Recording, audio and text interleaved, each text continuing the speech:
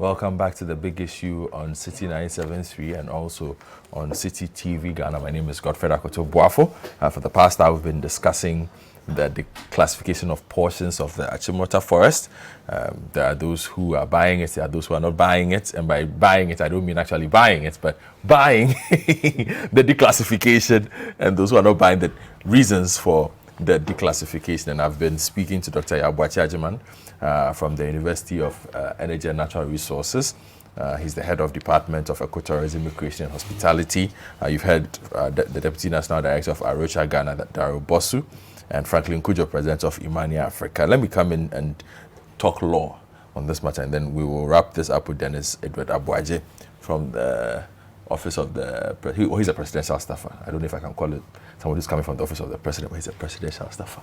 These days, we don't know how to classify the positions. We need to declassify those positions as well.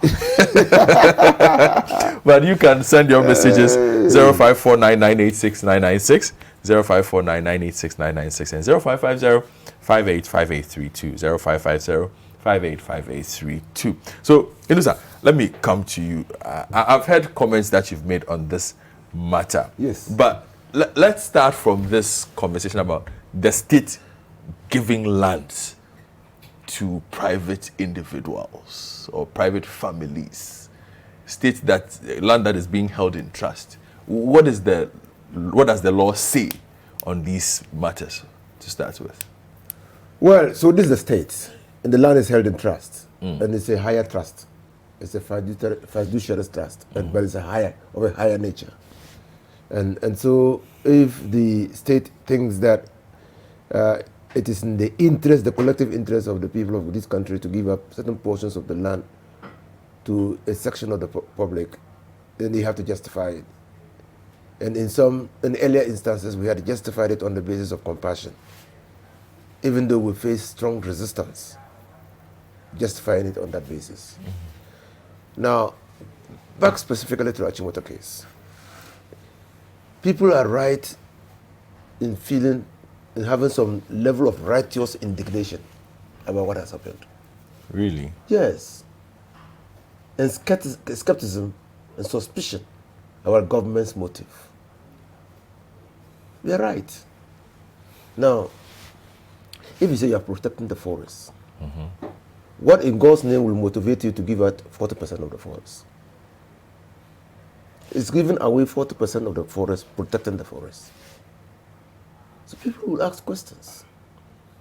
And I like Daryl's conclusion. Why is it that this year had been shelved and kept away from the public eye until it came out? Because they anticipated the backlash. Why is it that the EI has sought to grant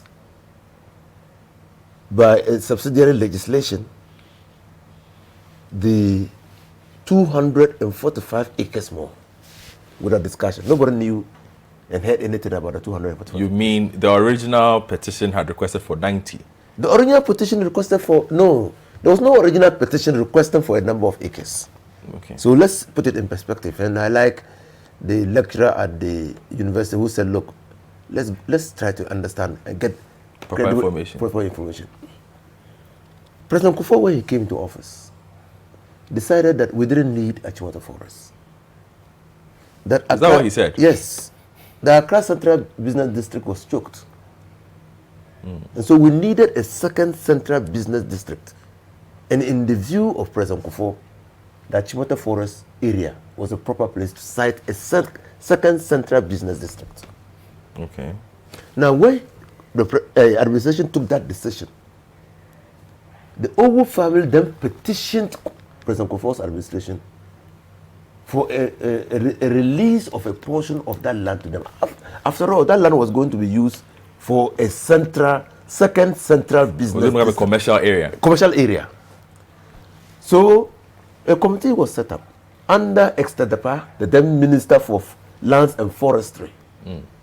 And in August 2008, a memorandum of understanding was entered into between the government and the Owoo family for a 193 acres of land. Okay.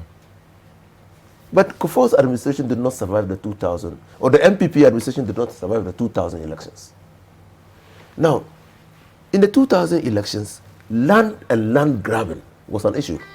You remember? You don't mean the 2000 elections, you mean... No, the 2000 elections. 2000 and... No, 2000 elections. Okay. In the 2000 elections... No, I mean the 2008 elections. Yes, no, I'm saying. They didn't survive the 2000, yeah. 2008 elections. The MPP administration did not survive the 2008 elections. Yeah. And you remember that in 2008, land was a specific issue in the elections. You recall the student hostel lands?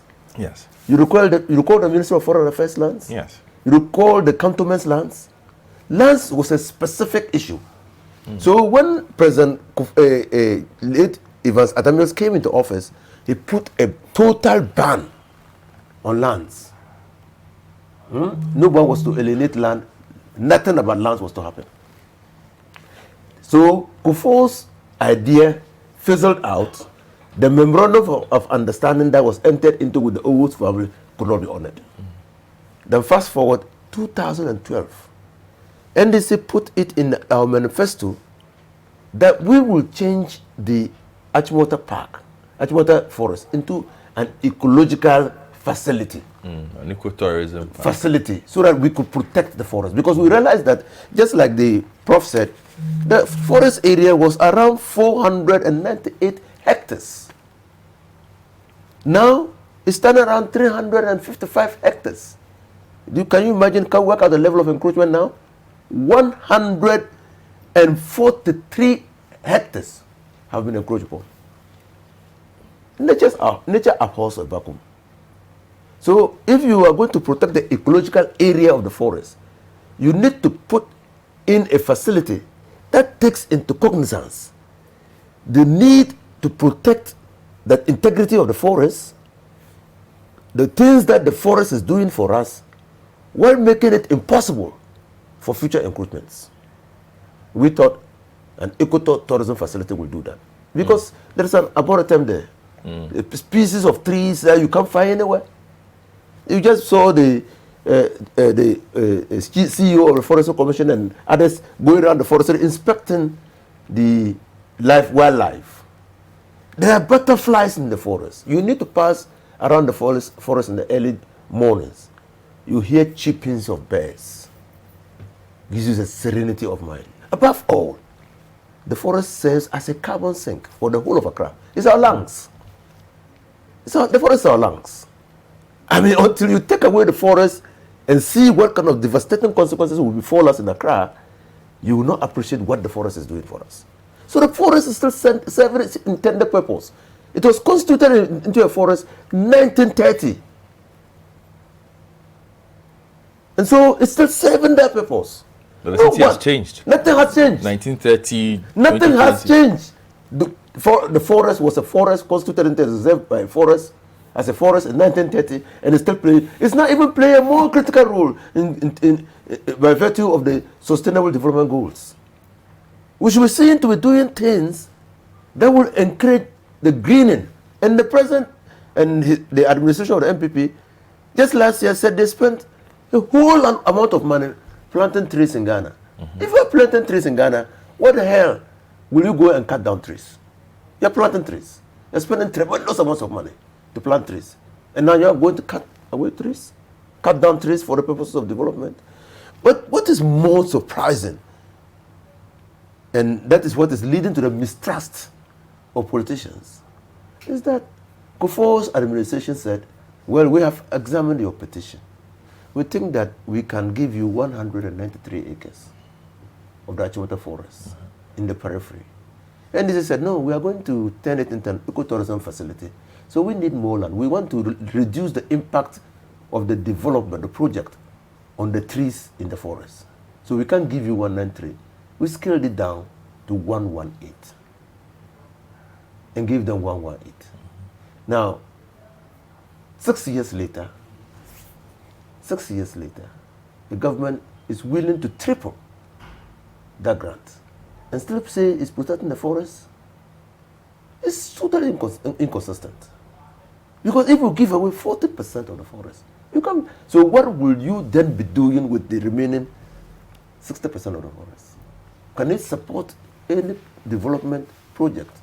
Can it support any attempt to conserve the forest? That is the issue. And that's leading to the notions of land grabbing by politicians. And I watched the clip, and I've had reporters and journalists calling me. I said, look, when they took us there to show us the periphery, they couldn't tell us exactly where the periphery is. And they finally settled on the Abofo area of the forest. And you know the Abofo area, one journalist told me, you know the Abofo area, that's the prime area of the forest. So where will you say you are giving the periphery and giving the Abofo area to the Owoo family? Are you giving them prime line for the purposes of commercial activities? So this is the problem. My challenge, and there's also a legal problem to the EI. And that's why Darrell and Arocha should be looking at the EI clearly. You have an EI that has ceded 361.5 acres. And you can get the number when you add the number of acres in Schedule A, Schedule B, Schedule C, Schedule D, Schedule E. You get the 361.5. Then you have in the same EI, that is now constituting the Minister for Lands and Natural Resources as the supervising minister to oversee any development in the forest. How's that a problem? It's a problem. I thought that you were a law student. No, but you have to explain to the audience. How is that a problem? No, so you see, you talk about the district land use and special planning authority. Luspa. Where are they located? Under which ministry are they located? Under the Ministry of Lands, Local Government and Rural Development. So is the minister now taking supervisory jurisdiction over local government? Is it part? They can't collaborate. But the minister says that they are collaborating. It says that the minister, and the minister has been defined. Oh, you have not seen the EI? I've seen it. The minister means Minister for Lands and Natural Resources. So that's the first problem I have with the EI. The second problem I have with the EI is that, we have forest reserve. We have public invested lands. We have minerals. These are the nature of resources, natural resources that we have in this country. And because they are natural resources, there is already a constitutional mechanism for the management and control of these resources. So forest reserves are under the Forestry Commission, a creature of the Constitution. Public invested lands are under the Lands Commission, a creature of the Constitution. All minerals are under the exploitation and utilization are under management and control of the Minerals Commission. Now, when you declassify a forest reserve, what does the land become? It becomes a public land. It becomes a public land. It's still government land. So you declassify it as a forest reserve. It now becomes a public land. And if it becomes if the character of the land changes from a forest reserve to a public land, who has jurisdiction over public land? The Lands Commission. And when you look at the Constitution, both the Minerals Commission, the Lands Commission, the Forestry Commission, the only supervisory jurisdiction a minister has over them is in matters of policy. Okay. The minister has no role in the day-to-day administration of the Forestry Commission, and decisions taken by those commissions to realize their mandate established under the Constitution. So now you declassify Achimota Forest. You declassify 361.5. And then you don't locate the land in the Lands Commission, you locate it in the minister. The minister now determines what kind of developments can come up there. And then, so it is now, after having declassified it, It is now the Lands Commission that will enter into a lease with the Owoo family. And explain that. Why a lease to a family that owns the land? No. I'm just saying. No. I mean, I don't want to enter into a banter with the family. I understand that, but it's a question people have asked. That you say you are the allodial owners. You've gone to ask for portions of the land that you used to own. It has been given to you, but it says the land has been leased to you for 99 years. Why don't you get the land? You can't get the land back. That's not what the law says. You can't get it back. First of all, by law, land law, when a land is acquired compulsorily from the owners, the allodial ownership of the land in the original owners, the pre-acquisition owners, is extinguished. Okay. And doesn't resurrect. It's dead. How can a dead thing resurrect? Okay. Or come back to life? So you can't have that again. So that is why the courts have said that when your land is acquired compulsorily and there's no payment of compensation, your right is not to the land, but to the compensation. You can sue for the compensation, but your right to the land has been extinguished. It's extinguished. You're already ownership of the land. So if we are giving back the land to you, the higher title into the land now vests in the state. So the state can only give you a lease. Okay. And that's why the Forestry Commission executed a lease of 99 years over the 118 acres that was initially given to them, to the Owoo authority, the Owoo family. Again, I've heard the current Forestry Commission say, oh, I won't allow anybody to enter the forest. Because there's no EI. My brother, it begs the question. Noga Hill Hotel is part of the Achimota Forest. All the buildings after Noga Hill Hotel going to that hotel, the big one, Fiesta, getting up to the Gimpa area is the forest. Mr. CEO. So all those people have EI. Big question. Let me come to Dennis, who's been listening, and thank you very much for your patience. Dennis Edward from the Office of the President. He's a presidential staffer, but also spends a lot of his time working with the land. These are matters. It's a big man. These are matters of the land. I'm going to take his number after I leave here. in my constituency. Oh, you do? Yes, and I have a similar scenario around it. You know, the commercial lands for state farms. Okay. Yeah. So I have a kind of an insight into some of these original landowners and the state and all. What have you made of the public's say on this particular declassification since it emerged? Godfred, I think listening to all the parties and stakeholders, especially listening to our Honorable Minister, who has almost all the information because he's been at that ministry. And so I cannot in any way question his position on the matters. I would like to just split my comment into two folds. Okay. And first of all, explain the position of government as has been put out by the minister. Try to sort of clarify it. And then we can probably conclude by some of the comments that the Honorable Minister made. I think it's unfair on governments, this current government, on how the conversation started and the manner in which it has been placed. And to the point that an impression was almost created that the government is selling the Achimota Forest.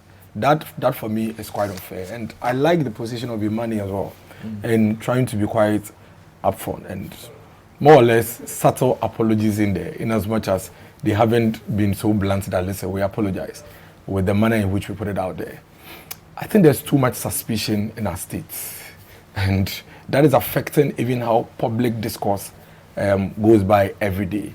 And it's unfair even on the emotions of the public, because once you raise up our emotions and sentiments on a particular subject matter, it must be factual, so that as we expend our emotions, it goes to save the state.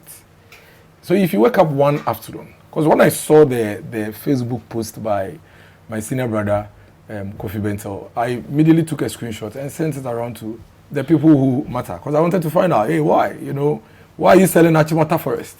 Okay, because even those of us in government, nobody would want Achimota Forest sold. Okay, so the immediate response that came from the minister, which I think was very, very timely, and I really applaud him for that, sort of settled the matter. So within an hour or two, there was a complete, you know, U-turn, and the conversation was shifting more to the substance of the issues that, you know, Honorable Inusa have been trying to raise. Achimota Forest, for the records, has not been sold by this government. That is a matter of fact. And the conversation around the portions of Achimota Forest today and the Owoo family is not initiated by this government. That is also a matter of fact. And so this whole perception and idea that the government of Nana Addo Dankwa Akufo-Addo is planting trees and yet is trying to give away some part of Achimota Forest, I think is unfair. There may be some questions in there to be asked, legitimate ones. And I like Honorable Inusa's final comment about even the size. Which size was originally approved? Why have we moved to this size? These are conversations these are legitimate interrogations that, if not for the clouding of the conversation with partisanship and suspicion and all of that, we could have asked the minister up front and put all these other issues aside and get answers that will fix these ones that, for me, are much more important than all the others. Because in 2008, if I read the chronology of the issues, 2008, President Kufuor nowhere in 2006, 2007, his entire tenure, nowhere put out any executive instrument, tried to pass any law or any policy that Achimota Forest should be converted into a commercial area. Yeah. That didn't happen anywhere. It was the Owoo family who made a claim, a petition that, listen, you took our land and said you were going to use it for a forest reserve. In fact, you took the lands in two portions. One in 1921. You said you were using it for a school. And then one in 1927. You said you want to create a forest reserve around that school and plant wood, okay, was for which you took the land. And you know, there are processes in government acquiring, you know, lands from private people for the state, whether forcefully or, you know, compensations here and there. So that was done. And there's a law that says that if you take my land from me and eventually you don't use it for the purpose for which you took the land, anything you want to do with that land in the future, I have the first option to take it. That's what the law says. So you said you will use the land for planting of development of water. If you don't develop water and want to do any other thing, I have the right to claim the land, but that is the law. But does that law take retroactive effect? No, it doesn't. No, because I think it comes after the 92 Constitution. No, all lands acquired before the 1992 Constitution doesn't benefit from that. So what does the law say about you acquiring a land from me and then you in the future subsequently wanting to use it for something else? Maybe Honorable will answer later. Now, moving forward, in 2008, they presented a petition. President Kufuor and the government then looked into it and then realized that there's some justification or merit in the application from the family. And like Minister said, there are so many families in this country who, on the basis of compassion or justice, have received their lands back.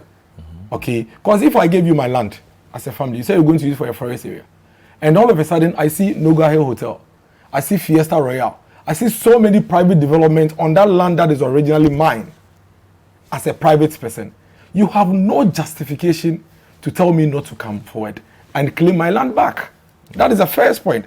So the Owoo family realized that there has been encroachment on their lands for purposes that have departed from the original reason that the state took their lands from them. And these are even being developed by private people. It could be Gimpa. I don't think they'll raise issues. It could be Achimota. It could be another university. They won't raise any issues. Because these are state, you know, public projects and institutions. But when I find out that my grandfather, J.B. Abuaje's land that you took from him, that you said you were going to use for a forest reserve, is not being used from private people over the years, I would step forward to make a claim for it. So President Kufuor and the government then realized that, okay, there's some wisdom, and so they went into an understanding with the family. they did not go into any specificities with them as to what acreage we are giving to you, where we are giving to you, and all of that. Okay, so they really didn't give them any lease. Let me even put it that way. Yeah, they didn't give them any lease. Then in 2013, which I suppose Honorable Unisa Ida was getting ready to go there. I was there. Was there. Great. So under Honorable Unisa's tenure, whilst he was in office, that was when the family was actually granted the leases to the lands that were given to them. They actually registered the lands and have titles to these lands. And Wilfred, I'm talking about titles that were acquired in 2013, not the original lease and all. They have titles to the land in 2013. Now, what the Nkoranza South and this government have done is that the Owoo family, after owning the land now, because they've owned the land since 2013, it was no longer for Achimota Forest, it was their own property in 2013. Now are saying that you've given us the land, but we are unable to develop the land and use it for anything. Because the original acts or law governing that land or the use of that land is still a forest area. So I own the land, but I can't use it other than planting trees. Okay, so it means that the main object for which I've been pursuing you giving my land back to me is not really working. Because in as much as you are restricting me and keeping the land that I own into a forest area, you have allowed other private properties and other private people encroached, and they are still encroaching. And so, can you declassify the portions of the land that you have given to us that have been encroached upon by people, so that we can also use it for other purposes? That is the reason, the basis, the foundation for what the Nkoranza South government has done today. So for the purposes of clarity, Nkoranza South is not the one who granted leases or titles to the Owoo family. It was granted in 2013. They own the land since 2013. The same size. Well, that's why I said we could have ignored or no, you don't ignore. You don't ignore. No. You don't ignore. You're not. Let him go on. I listened to you. I noted them down. That's what I'm saying. If we had shielded the unnecessary emotions and suspicion from the scratch, we would be now interrogating that detail.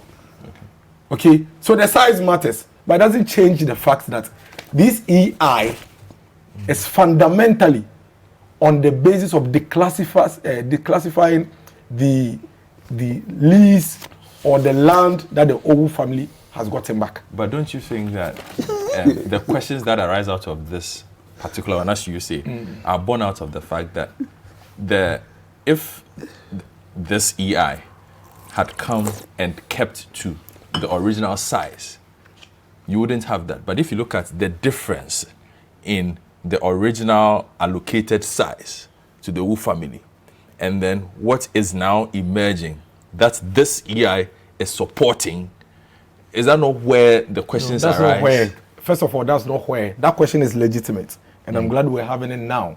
But that is not where the conversation has been around. Okay. I mean, we need to be fair to the issues. Maybe along the line when we realize that we put out falsehood and that we have been unfair to the government, we are now trying to shift into the substance of the conversation. So it is fair. We need to discuss that subject matter. What was the falsehood that was put out? Well, that the Achimota Forest has been sold. It hasn't been sold? No, it hasn't been sold. It hasn't. Hold on. If Achimota was sold, then it was sold in 2013 September. Okay.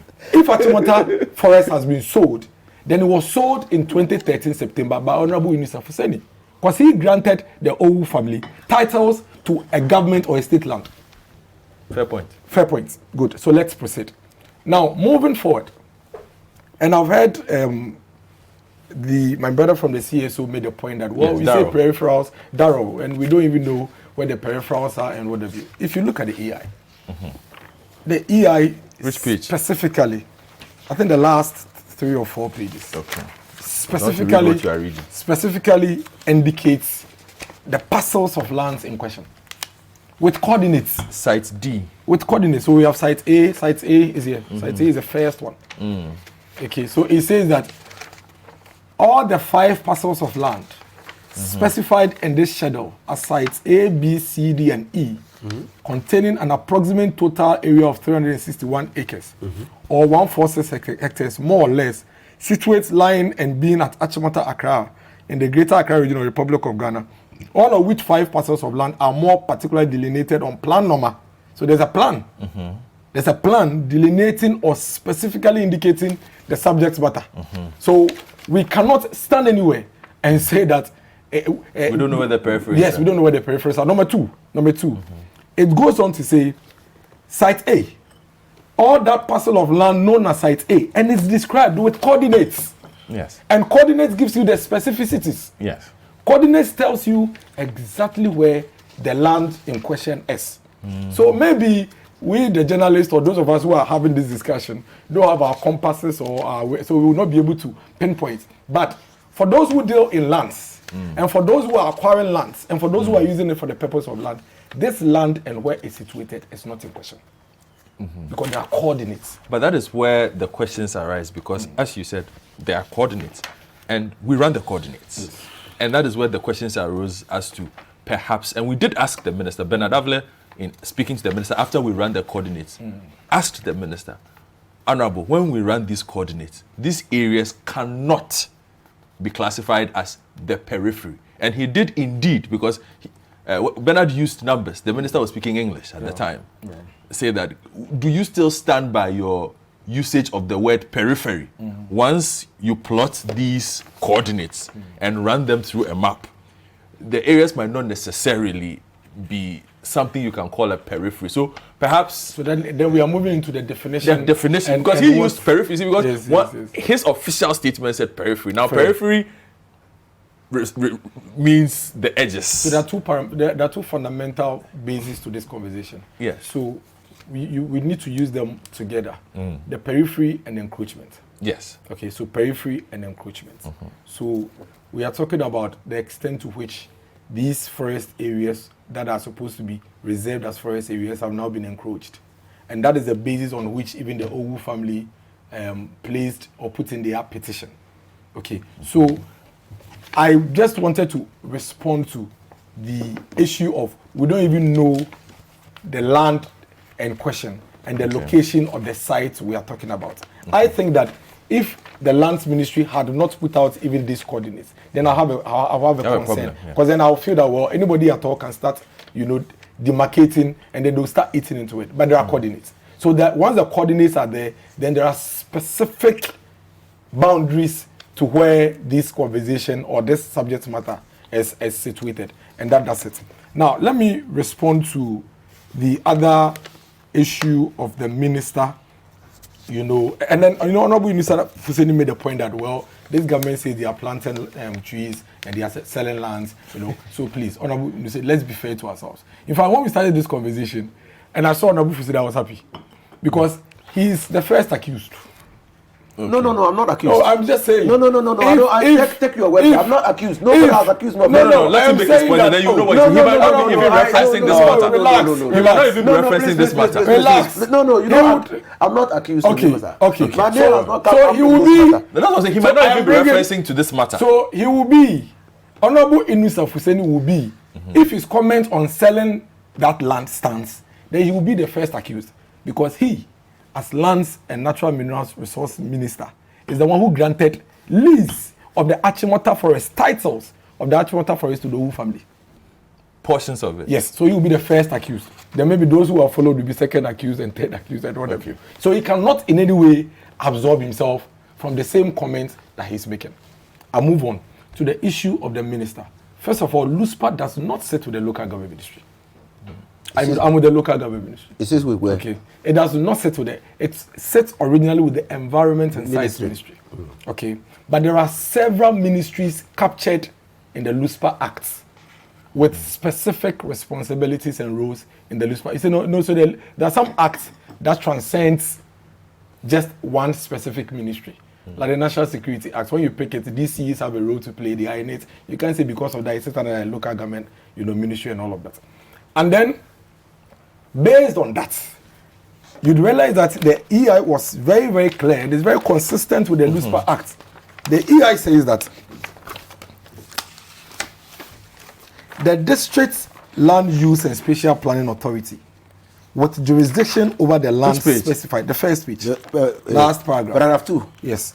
With jurisdiction over the land specified in the schedules, shall within 3 months after coming into the force of this instrument, prepare for approval of the minister a master plan for the development of land specified in the schedule. I have a question. Is there an office known as the District Land Use and Spatial Planning Authority? I thought there's the Fiscal Planning Department. No, there is. So you see, Luspa has a headquarters in Accra. That's the authority. Okay. And then they provide technical support to the physical planning directors at the local level. Then they have regional secretariats at the regional coordinating councils. That's how they are structured. That's how they are structured. So when you come to the district level, our committees are called Spatial Planning Committee. So the Spatial Planning Committee is the committee mandated anywhere in Ghana to develop the use and the master plans for lands within their jurisdictions. With the process of approval. So there is the District Land Use and Spatial Planning Authority is correct. Yes, correct. It's correct. No one is saying it's not correct. No, I need a clarification. No one has ever said it's not correct. If I finish, what you respond? I'm taking the issues one by one. No, I'm not. We didn't say that. You note it. I'll allow you to mislead the public. We didn't say that the District Planning Land Use and Special Planning Committee Authority is not responsible. We didn't say that. So we said that. No, listen. Oh, please. You give him a minute. We said that, and then you can come back. We said that the minister has constituted himself into an approving authority. You have said Luspa is under which ministry? Can I proceed? No, you have said let's just clear this up and then can move on. When I'm proceeding, I'll respond. I don't want my thoughts. All right, no problem. When you said the minister is under the Minister of Lands, Environment. The minister here designed to approve the policies of Luspa is the Minister for Lands and Natural Resources. That's what we said. Can I proceed? All right. So I have not in any way misled anybody. I'm just reading what's in the act. What? You have said, no, but let him proceed. Go on. You let him proceed. So now in the act, in the EI, there's a portion that says protection of the ecological integrity of the adjoining forest reserve. So that explains every single clause that will come under it. So this is what he says. He says that despite paragraph 1, that is despite the fact that the forest area has ceased to be a forest reserve, the land specified in the schedule without the approval of the minister acting on recommendation of the Forestry Commission. So nobody shall take possession of or carry out any physical development on this land that has now been disclassified as a forest area without the prior approval of the minister acting on the recommendation of the Forestry Commission. On the Forestry Commission. And there's a reason for it. The reason, the logic simply in this is that, listen, we have a forest reserve in this area. We have declassified this portion of the land for other purposes. And for which reason their proximity to the forest reserve area may pose some challenges to it. For that matter, anybody that wants to use this land for any purpose must first of all seek approval from the minister. And the minister will be basing his approval on the recommendations of the Forestry Commission, who are responsible in protecting our ecology of the states.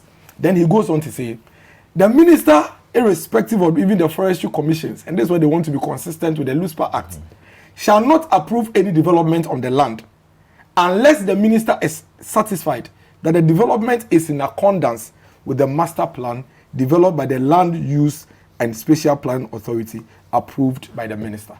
Now, you see, if you go to... And does not adversely affect the ecological integrity. And does not adversely affect the ecological integrity of an adjoining forest. So, you see, if you pay the EI, the import of this whole page and all of these clauses is to say that in as much as we've declassified this portion for you to use, we still have an interest as a state to ensure that your activities on this portion will not affect the ecology of the forest reserve that we have kept for the state. And all those powers are enshrined in the minister? It's the Forestry Commission has a role to play. Working... You have to work through somebody. Don't forget, once you have several agencies working, you see, you have the Land Use and Spatial Plan Act or Authority having a role to play. You have the District Assembly Special Planning Committee having a role to play, and then you have the Forestry Commission having a role to play. So you must work through a minister. Certainly. So in this case, which minister is it? The Lands and Natural Resources Minister, because they are responsible for protecting the forestry. So in the end, it's the minister who decides. Yes. So it is consistent with the law. It is not inconsistent with the law. But you see, it is not the minister. It is not the minister. It is not the minister who is deciding what should be done on the land. No. It is the District Assembly Special Planning Committee that will determine through the master plan what the land will be used for. But just to wrap this up, is that not where people say, look, the reason why people are suspicious, and I think Honorable Inusa has spoken about the suspicion, Franklin has also spoken about the breakdown in public trust, is if you look at the history of green belts in this area and economic activity or commercial activity on them, these rules have always existed for them. Have they not? Yeah. Luspa has to do A, B, C, D. Yes. They are gone. That is why. What did Luspa do? That is why. What did Luspa do? No, I'm saying that is why if you look at this. So why should we believe that this will be different? That is, yes, it will be different because you see that is why if you look at this part of the act, they have tried to aggregate all the roles that everybody has to play. But it's always been there. No. It hasn't. They've had their isolated roles to play. But because this is a specialized area, which is a forest reserve, which the state has an interest to protect, you realize that they've tried to aggregate everybody's role with supervision from the minister to ensure that it is done. Okay, all right. Point well made. Thank you very much, Dennis. Can I just say that? Dennis Edward Abuaje. Can I just say that?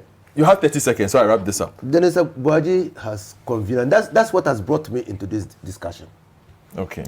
What has he done? Has conveniently and in line with the avowed intention of government communicators and government itself to mislead the You're being public. unfair to me. No, I'm not being unfair to you. No, you're being unfair. I use accuse. You say I should withdraw. I think you've been unfair to me. Why? I withdrew accuse, so withdraw. I haven't misled anybody. I've read the law. That's all I have done. Misleading is Let's not be fair to each other. Yes, I think we can make our points without then when I haven't misled. Maybe you disagree with me, but I haven't misled. So just say you disagree with him, and then let's make headway. So let me say that I disagree vehemently. Thank you. Exactly. That is fair. With Dennis Abuaje and government communicators. And that's what brought me into this discussion. Yes. You see, all true. And that was the initial intention of the communicators and government machinery itself to rest their act on previous governments. Okay. You know, so he has conveniently not mentioned even once the 245 acres that's been added to the previous grant.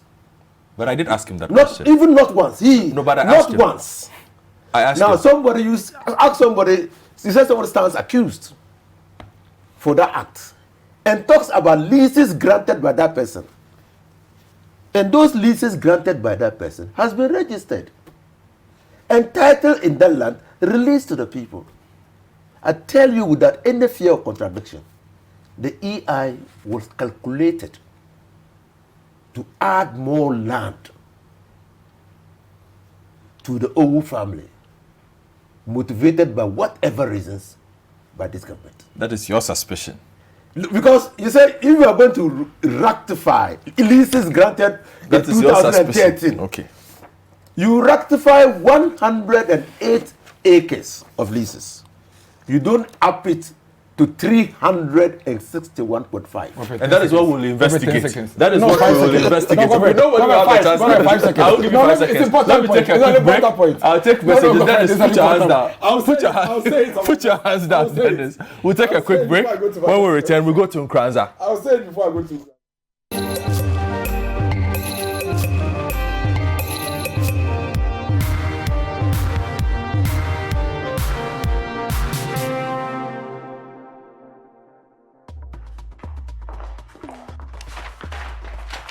Tell them I'm not in, eh? Tell them.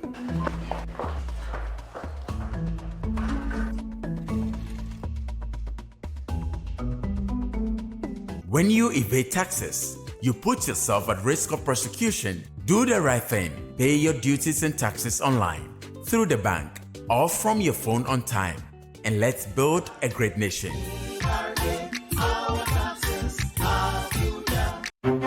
Are you ready for the City Business Festival 2022? The entire month of June is dedicated to business on City TV and 97.3 City FM. This June, the City Business Festival will give entrepreneurs, SMEs, and individuals the needed insights and knowledge to advance their businesses throughout the month. And as the world adjusts to life after a pandemic, the City Business Festival will give SMEs the opportunity to reboost their businesses with expert forums, discussion platforms, and interactive Zoom sessions all month long. Get ready for the various discussions, business forums, panel discussions live on City TV as we discuss key business topics and strategies that will address the challenges that confront the business community with exciting themes each week in June. And as well, every weekday in June, tune in to the City Business Festival on-air series on the City Breakfast Show on 97.3 City FM and gain the knowledge you need to kickstart, grow, improve, strengthen, and expand your business. It will be a month filled with knowledge, expert conversations, panel discussions, exciting events, and on-air conversations in the City Business Festival. There will be a lesson for every business for the City Business Festival this June only on City TV, 97.3 City FM, and on CNR Digital.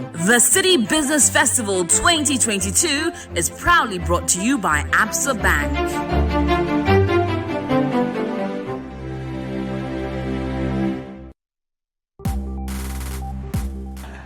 Hi, have you missed any business news this week? Our appeal to the banks that it is not enough to show fat profits at the end of the year, publish them in the newspapers, and feel good.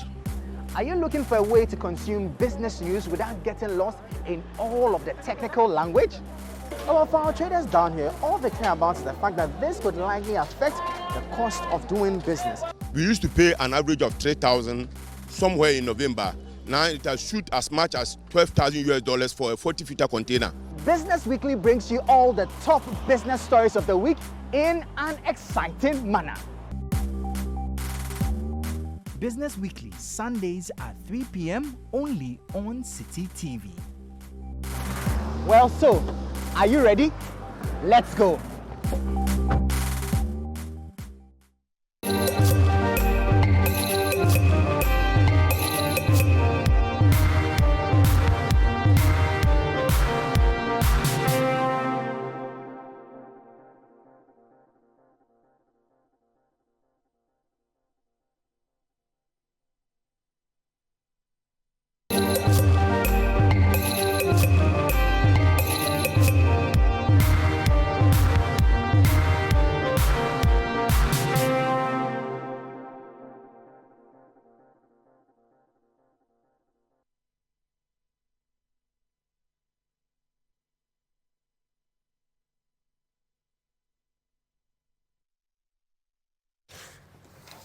Welcome back to the big issue on City TV and also on City 973.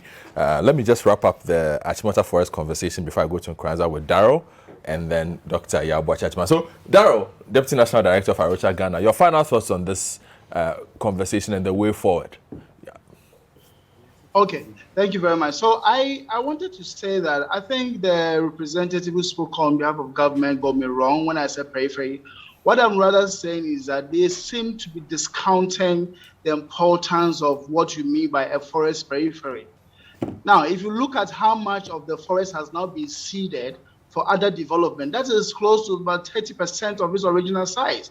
Whether it is periphery or the innermost part of the forest, it is still very significant part of the forest that is lost. And change the goals in terms of what really has happened. And I think government should also move away from the fact that the forest has been sold, is not being sold. That is not the substantive matter, which he also rightly agreed. Now let's focus on the decision to cease of a forest which has not ceased to perform its functions. And that is where I say that we with the CSO community are going to interrogate the matter and make sure that we get as much information as we can, details, and where it demands that we actually call for an action for the revocation of the EI, that will be done. And And that is the action that we are going to take going forward. Thank you. Thank you very much. Dr. Bachajman. Yes, I quickly want to touch on 3 issues quickly. First, I still come back to the issue of credibility of the information out there that is informing a lot of people's perception about the Achimota Forest saga. And I think Mr. Boaje has done well, according to me, in clarifying a lot of issues for me. And I think the government will do itself a good deal if it engages the Ghanaian populace and educates as much about its intention. The second issue, which is more of a question, is why is the government privileging the interest of the Owoo family over the Ghanaian interests? And the issue is it possible for the government to buy or to compensate the family and then acquire that peripheral area that is in contention? The third issue has to do with if government is able to claim this peripheral area, then is ecotourism an option? And I would say yes. And I think Forestry Commission, through its division like Wildlife Division and then Forest Service Division, have done really well in demonstrating the potential of ecotourism to contribute to the government's own policy, socio-economic policy. According to Forestry Commission, most of its areas actually generated 2.5 million. I mean, through ecotourism. So the potential is there, and it will create and maintain the ability of the forest estate, the Achimota Forest Estate, to continue providing the environmental services that Accra and its environment surroundings needs. Thank you. Thank you very much, and that is how we'll end this conversation. Let me go to Nkoranza now, and keep your messages coming in. I'll be reading messages in a bit. 0549986996 and 0550585832. And just to take just give you a small sample of that. Good morning, Godfrey. Our politicians are leading us astray. The Owoo family had been paid £4,000 by the British government. Why should they be paid again? Is the question Kweku from La Paz is asking. I think that the situation was cleared up when the minister spoke. The function of a forest hasn't changed since 1927. We need it now more than ever. Should other families follow suit, then we are doomed. What's the sense of Green Ghana Day when you are declassifying Achimota Forest? Our policy makers think of humanity as a superior being in the environment, but no, it's a whole ecosystem you are declassifying. Really important message here coming from Daniel. Daniel Kwama Boateng says, good morning. It's very important that the lands minister sets the record straight. Too much misinformation, which has the propensity to cause disaffection for the ruling government. And this one says, this is Ayu Farouk. He says, seriously, the Achimota Forest land is a scandal government shouldn't have involved itself in. Anyways, government officials are underground buying state lands. Well, that's an allegation that you are busy making, but keep sending the messages in. So let's go to Nkoranza now, where the youth of Nkoranza went on rampage and clashed with the police in the town. The rampage is because of the death of a 27-year-old man, Albert Donkor. Now, according to reports, he was arrested at his mother's residence at Kasajan on April 25th at 1 a.m. over his alleged involvement in a robbery incident that happened on the Nkoranza Kintampo Road. He died whilst in police custody. So we'll hear a report on that and then come back in studio and try and discuss this matter.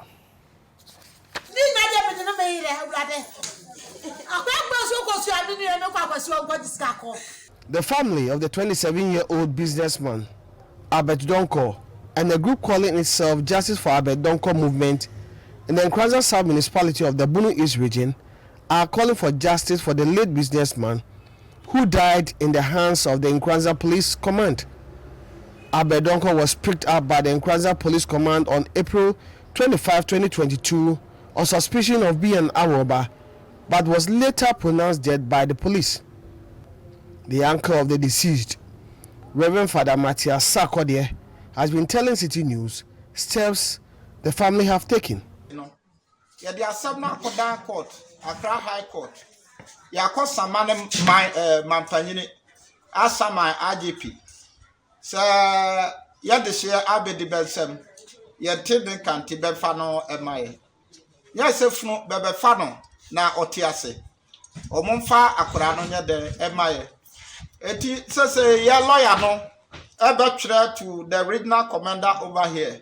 Say Omonfa Omo report. Emano na ono so ko file issue no wo Supreme Court.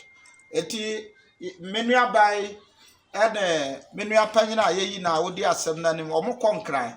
The convener of the Justice for Albert Donkor movement, Nana Ejebafo, is calling for justice for the late Albert Donkor. All that we demand and all that we asking for is we want justice for our brother. We just want justice for our brother Albert Donkor.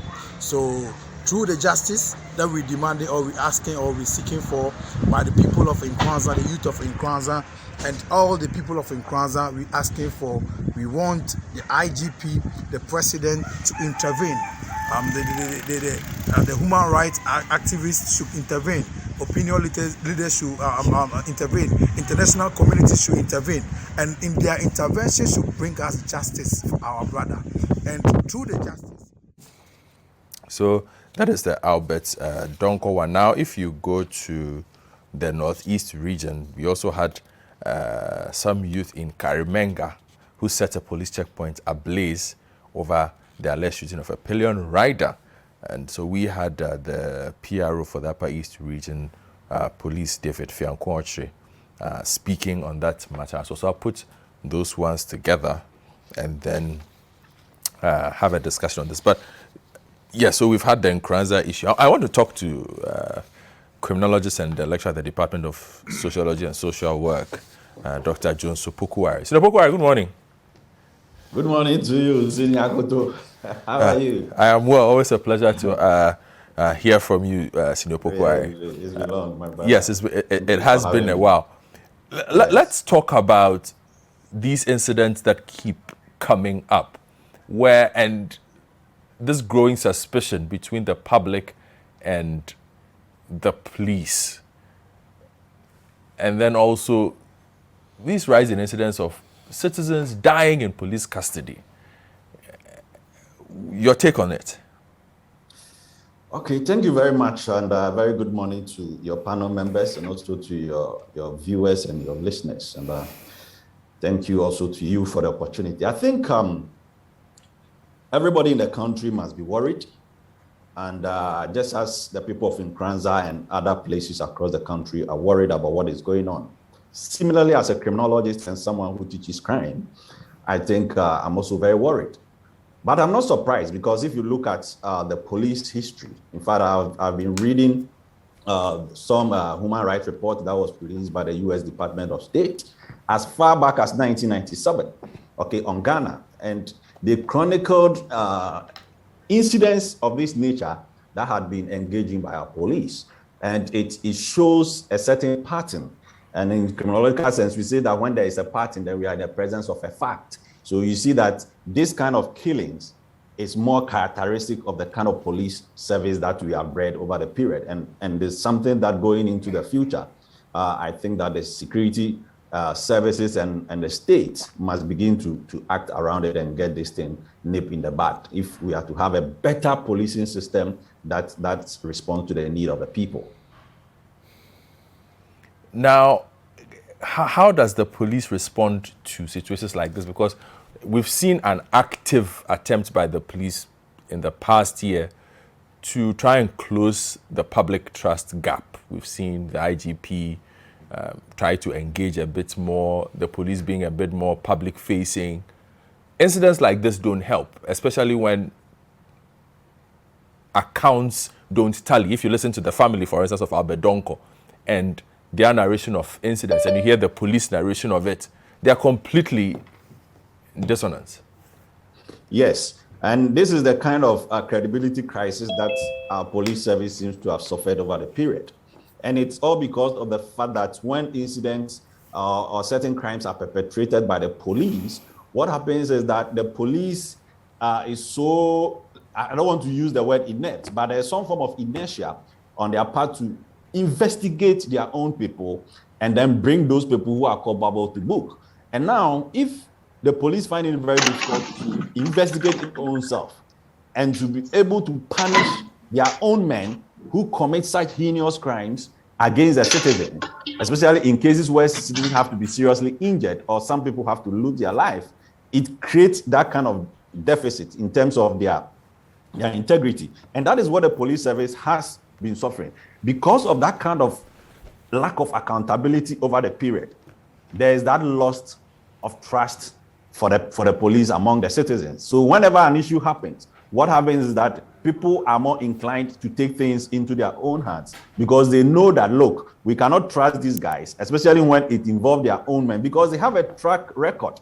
They have a history of not investigating fully and bringing their own people who have perpetrated certain crimes against the citizens to book. So once there is that pattern, people now begin to also adjust. And in fact, whatever is happening now between citizens and the police is a form of defensive mechanisms that people have adopted in reaction to the police inertia and police posture when it comes to disciplining their own people who commit certain crimes against the citizens. Let me talk to Franklin Kujo as well before I come in studio and speak to my security analyst, Mr. Kutin, in studio with me.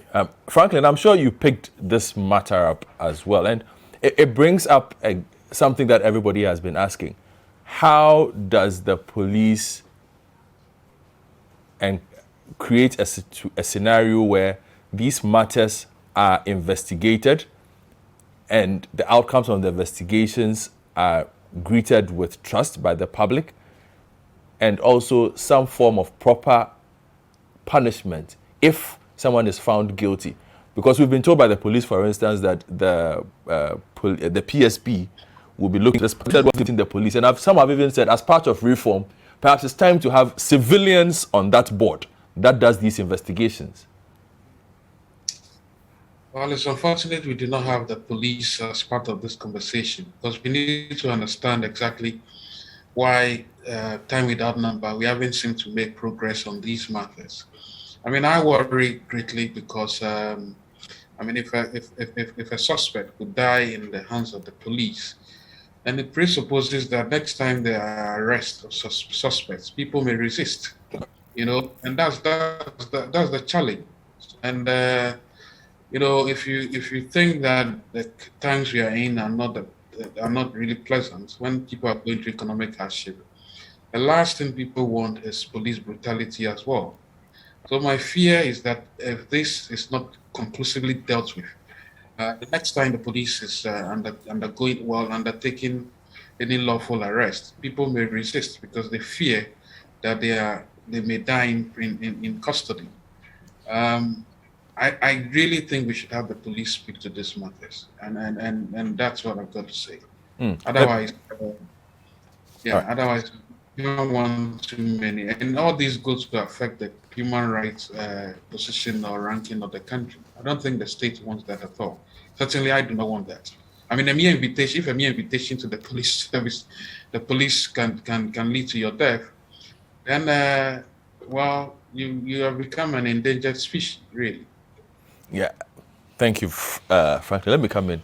Mr. Kutin, I'm sure you've also been paying attention to the situation in Nkoranza, and again, questions of the processes of arrest, detention, custody, and then how to investigate these matters, which we've mentioned time and time again, but nothing seems to be done by the police to inculcate some of these processes that will allow for transparency in even chronicling the movement of a suspect from point A to point B. You just have to rely on what the police said. Police said, this is what happened. That's it. Well, thank you, and very good morning to my fellow panelists, my senior brother and lawyer and former minister in this time, my good friend Eddie.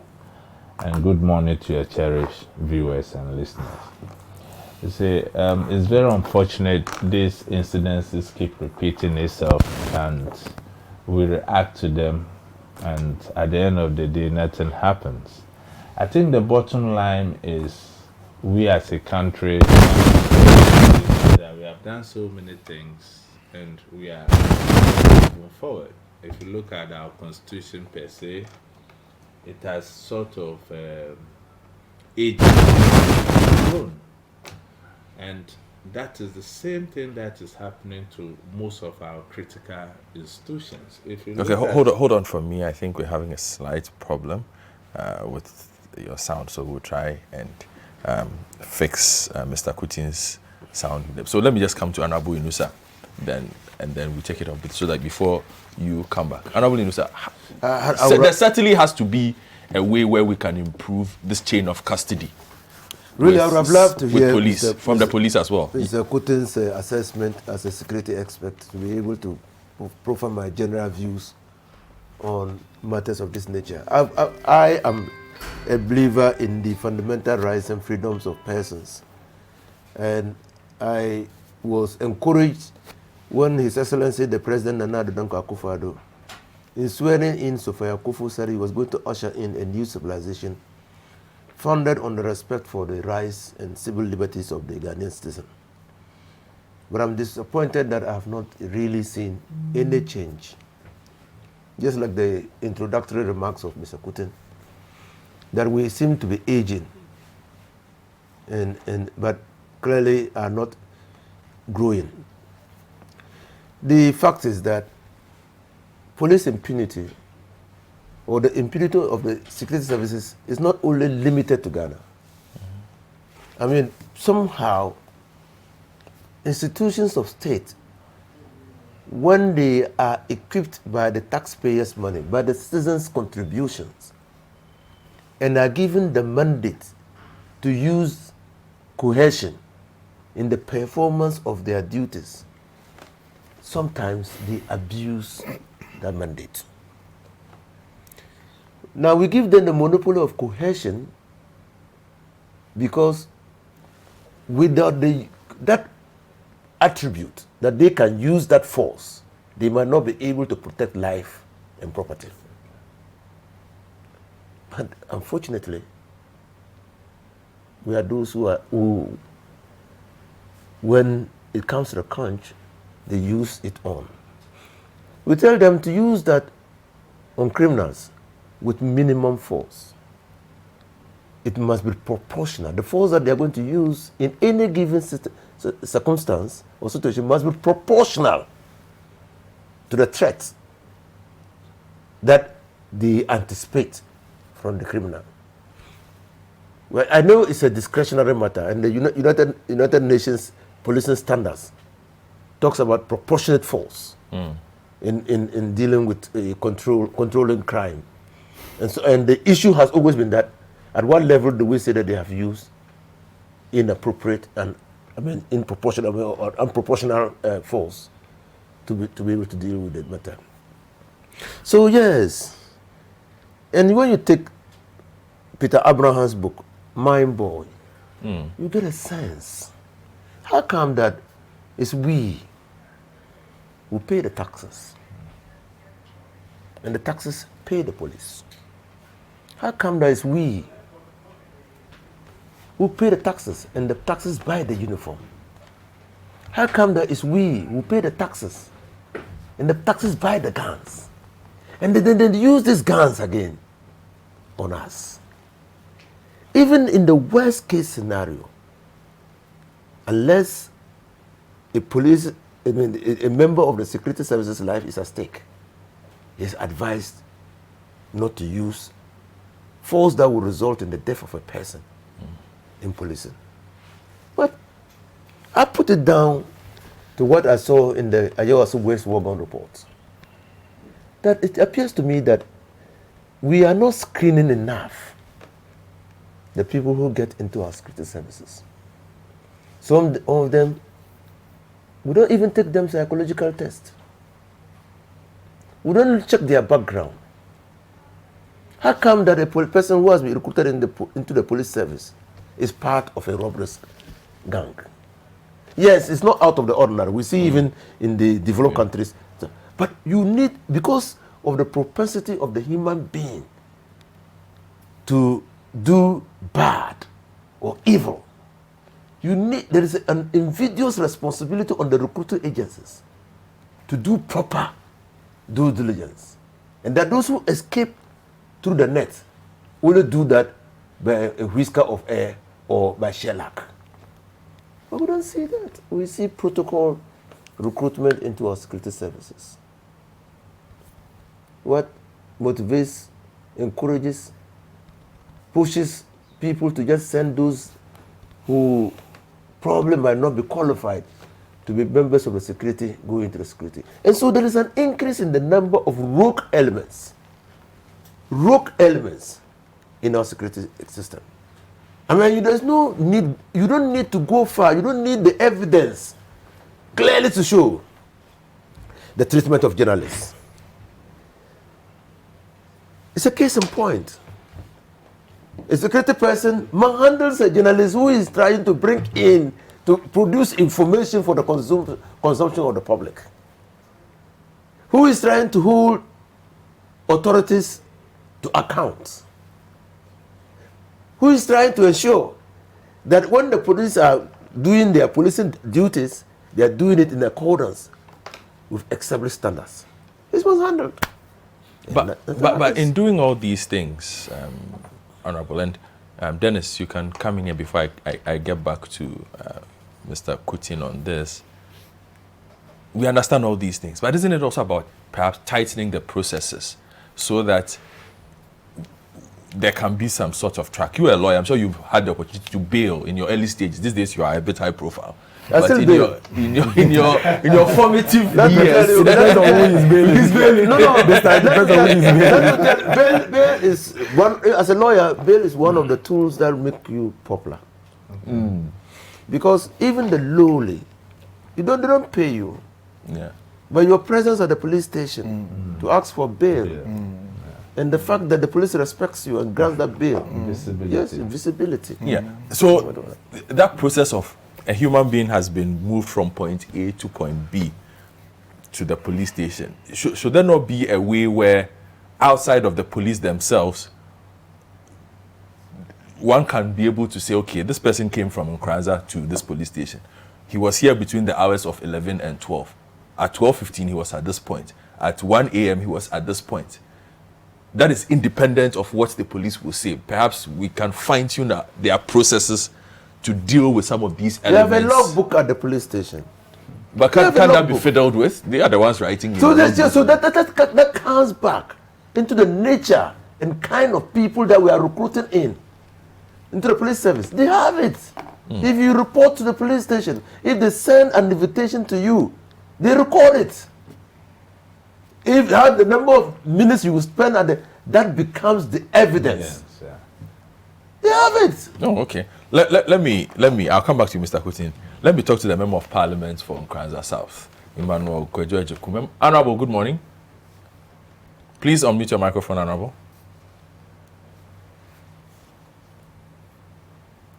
Honorable Kwejo, can you hear me? Is it okay? Yes, it's better now. It's better. Thank you for making time for us this morning on the big issue. You have a lot of unhappy constituents, I must say, on this particular matter. What is the latest information that you have today as we speak? Thank you very much. The latest information is the police service is making people not happy at all. In fact, they are making things worse with what is happening now. And why am I saying this? We have 2 people who have been shot dead by police. The concern of the police is not about those who are dead. The concern of the police now, that they brought all their experts from Accra to Nkoranza. What are they coming to do? What they are doing now is to gather evidence of people who destroyed flat screen television at the police station. They are gathering evidence of people who destroyed a pickup truck when they were demonstrating. the last time. They are gathering evidence, trying to take it to court because they have 4 young men they have arrested. They are not interested in Victor Owoo, who they shot dead with live bullet. No, they are not interested. They are not interested in Albert, who was taken from his mother's house to the police station, and within 3 hours, he was finished. That is not what they are doing now. What they are doing, because I was in court yesterday with the young men who were arrested during the demonstration. Not even during the demonstration. Some were arrested at the hospital. Some were arrested in town as well. And their interest again is to arrest the people who are in hospital now, going through surgery and all those things. Instructing the hospital that even if you want to transfer a patient to Wenchi Hospital for further surgery, you need authorization from police. They are not interested in Albert, who has been shot dead by the police. They are not interested in Victor, who was shot. And it's getting people angrier. People are not happy. And therefore, the whole time we have planned again that on Tuesday, we are going to have another press conference where everybody in Nkoranza is coming for us to release what is so bad, what is so barbaric, and the untruth. The police, it looks as if, look, if you listen to what went on in court yesterday, they said there were 400 people demonstrating. These were young people, about 40 or 50 people outside there. Why do you get even evidence of 400 people demonstrating? I think when I walked out of the court, I asked the lawyer, why? If you lie in court, do they not do anything to you? Then the lawyer said they can do something to you if you are under oath. But in this case, they did not swear any oath, so they can lie. How can you do this? So our people are getting angry.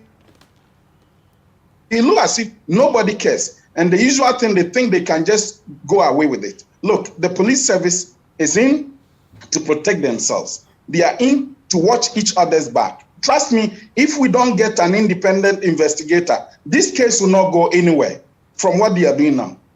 They are in town. What they are gathering is they want evidence to prosecute the people who demonstrated. They are not interested in those who were shot dead.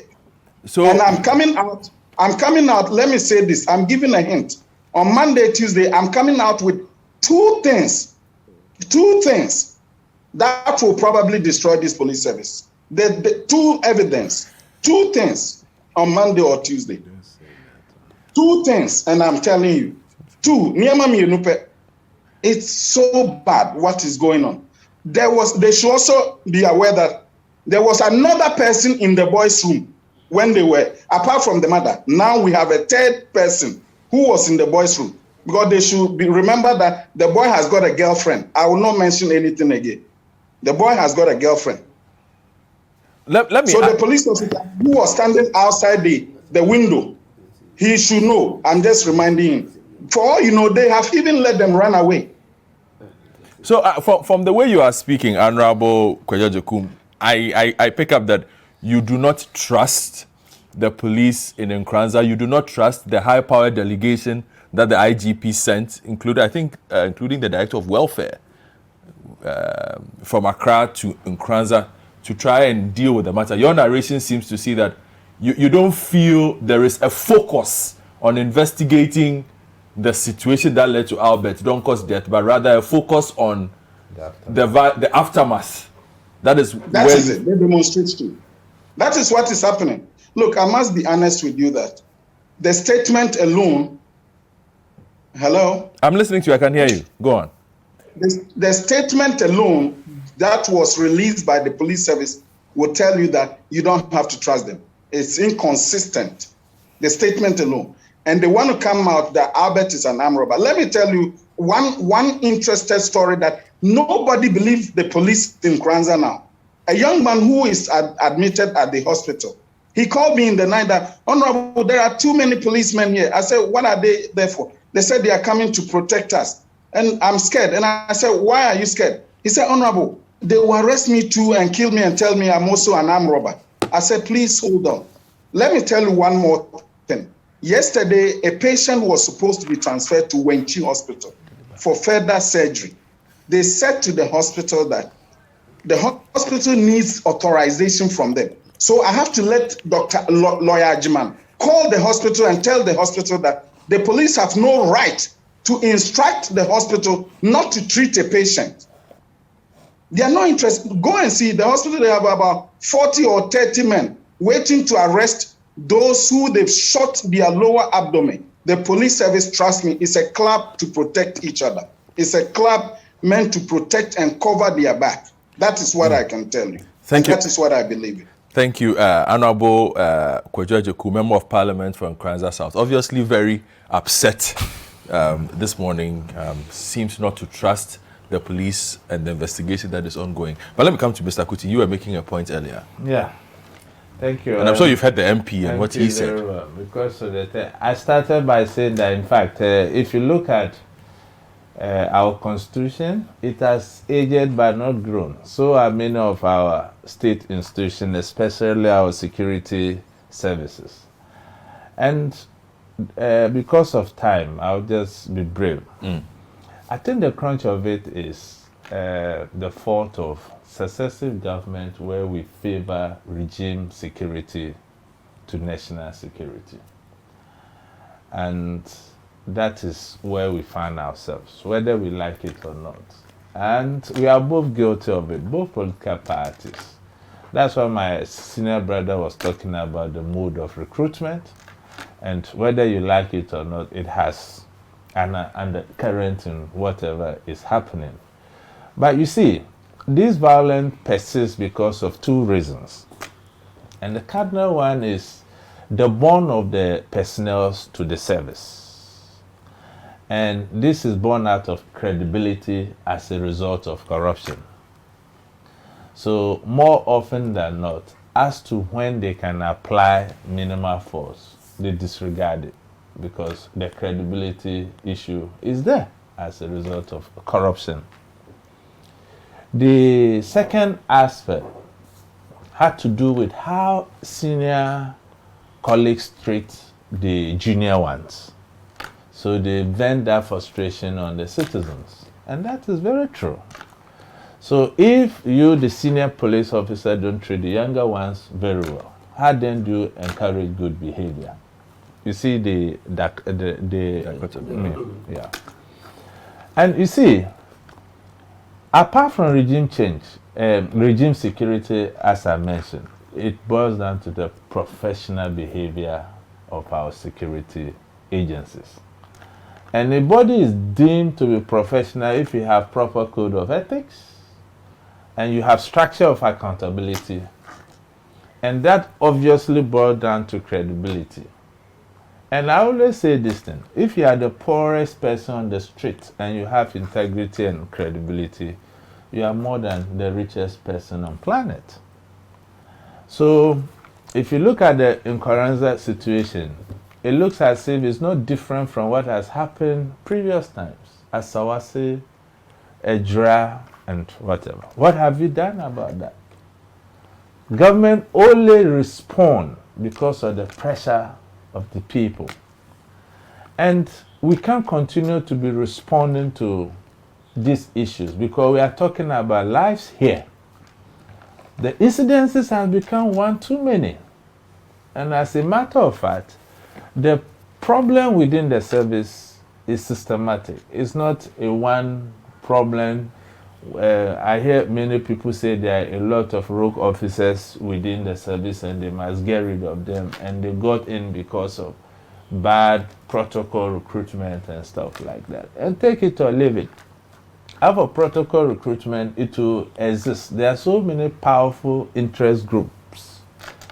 Apart from the politician, I can tell you, there are strong businesses that push people there to further their agenda. And we can only stop some of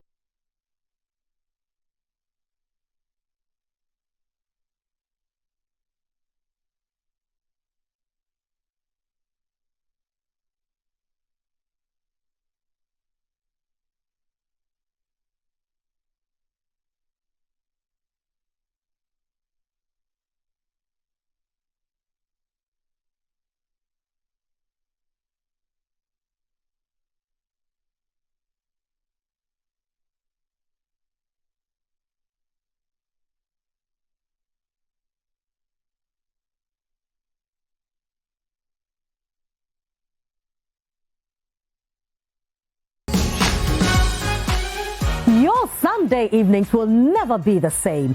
Every Sunday at 7 p.m., make a date with me, Frema Dunyame. And me, Nanatufuo, for Upside Down on City TV. From setting the facts straight to intriguing conversations. Some people still don't know who Stonewall is in Ghana, you know. Don't underestimate that. Maybe majority will, but some people. But I believe that so far so good. We are closing the gap. You know, you don't go to school to believe in what school teaches you. You go to schools where you have the key to unlock everything school teaches you. Fun games and fantastic music. We make your Sunday night come alive.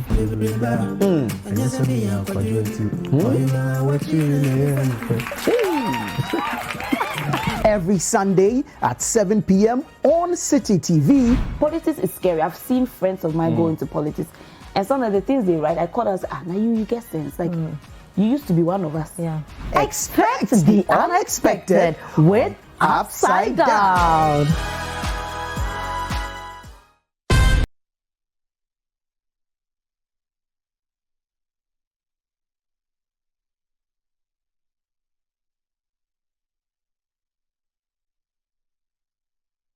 When was the last time you heard in this country that PIPs have come out to say that so and so report has happened, they have investigators same, and so sanctions were applied? No. Fair point. So that is where we are. And you see, we must equally have a strategy in dealing with public order. If you look at what happens over the period, our police forces are so repulsive to issues. And when you are responding with impulse, what happens? You escalate the situation. You remember the KNUST incident? It was the violence escalated because of the primary role of the police. Truth be told. And that boils down to training, vis-a-vis emotional intelligence and things. That's it. If you have ever had an experience with our police service on the street, it looks as if they are law unto themselves. Yeah, that's the problem. And that brings me to my next point, and I'm happy the lawyer is here. Legality and legitimacy. Because they feel their orders are lawful, they feel that citizens must see it to be legitimate. So if they are giving an order, and given the times we live in, we are in a democracy where our rights ought to be respected. And you want to exert your right, they see that as disobeying their orders. We are no more in the military regime, for Christ's sake. And those are the situations we find ourselves. So if a policeman should stop you and he gives an order and you feel that yes, your order is not legitimate in the circumstances, and you even want to try to explain yourself, if you are not lucky, they'll whip you. Look at the case in Tamale, the disconnection of the electricity system. In this modern era policing, you see police whipping citizens openly. And they came out that those police people were under interdiction. As to what happens to them, we don't know. So that is creating the problems. Look at the Nkoranza case. You came and arrest me at 2 o'clock. At 2 o'clock. And the safest place for any citizen is the police station. Yeah. That is why when you are driving late in the night, you feel your life is under threat. You are advised you do a decoy and drive to the nearest police station. And just like my friend Franklin Kuju spoke, it was one of the main points I wanted to draw in.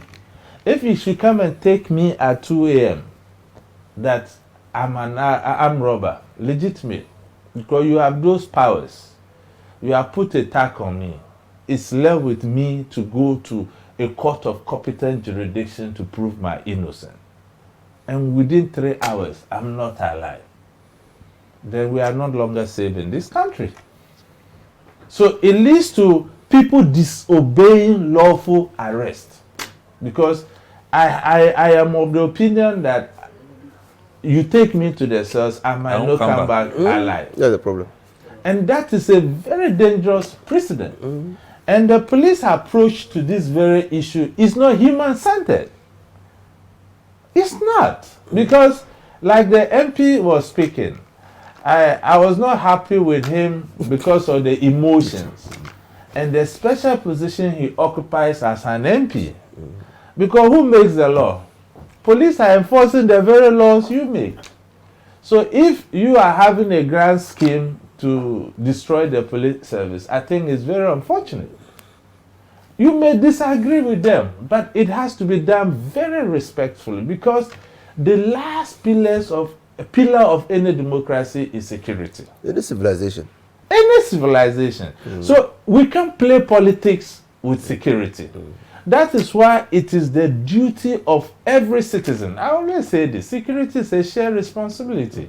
Government alone cannot do it. So let us all cry and look at how we can reform our police as a service. But the bottom line is, the problem lies with our very own constitution, where we pursue regime security to national security.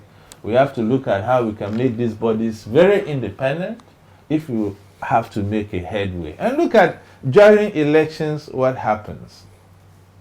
See, you use security to get your way.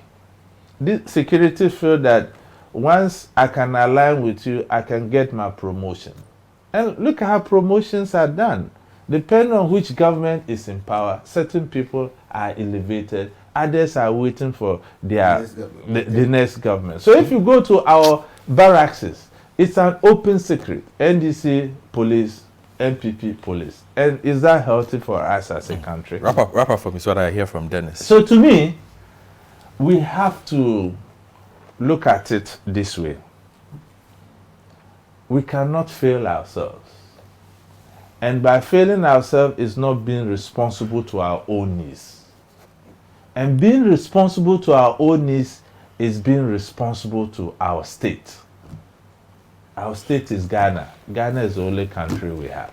Thank you very much for that one. Let me, Dennis, some strong points made by Mr. Kutin on how these situations arise. You know, when issues like this come, it's very, very difficult to strike the balance. If you don't take care, you're touching on sensibilities and emotions, and if you don't take care to, you'll be speaking like the Honorable MP speaks, out of emotions. And you know, I've been an MC, I've chaired security committee meetings, I've been with the police, sometimes even on the field, managing situations. I have a fair idea as to some of the issues, and no lie, no cap on any of the issues, like they say, it's that Honorable Unisa and Mr. Kutin have raised. I have had my own fear of police molestation in growing up in Ghana. So I have my own personal biases towards the way they do their things. You know, so I remember at the University of Ghana, you know, you step out Friday nights to go and chill. We get to Atomic Junction. That Atomic wasn't the Atomic that of today. It was now. You see some police barrier. You have no idea what's happening there. They stop you. They see a bunch of young people in a car. You can see we are dressed for police. They say, get down, everybody get down. You know, you get down, and then all of a sudden, what's in your pocket? You know, so somebody just asked, why? Is there any reason why these cars went by? It's a simple yes. When we see the way you are dressed, and when we see the way we think that we need to, you know, respectfully, let's search you. I think that would have surfaced. The next thing was a slap. And then I asked, but why are you slapping him? The next thing was the back of the gun on my neck. You know, and that's what I've had my own experience. Exactly. And asking the same question. Yes. Why did that car go? Why did you stop? Yes. Tell me. They nearly killed me. Yes. You remember? Tell me. And you see, the way some of our police run their operations on the road, I have sworn in my life never to engage any police and even try to enforce my rights in any way. If they want to take me to the police station in about 10 kilometers, I'll go. Because if you don't take care, you may be shot by the roadside by a police officer. And they'll frame you. And nothing will happen. They'll frame you. I am telling you, Godfred. I am telling you. And these are serious issues that I would love us to converse about, taking politics out completely. Let's separate it and tackle the institution as it is. Recently, you know this Takrade issue that came with the MCE and the police and all. Me, I had my own reservations about the way the policeman acted. But I was quiet. Because it was a politician against a policeman. If you say it and you don't say it well, you're in trouble.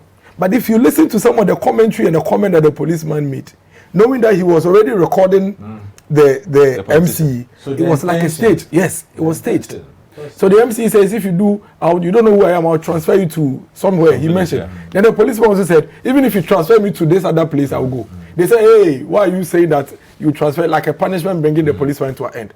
But nobody thought about where the policeman also mentioned that even if you take me there, me too, I'll go. And then you say, oh, the MC will go. I mean, the conduct can be questioned and all of that. But even the conduct of the policeman. So let's assume you don't even know me. And I say, oh, I am the MC. Maybe I said it even in a disrespectful manner.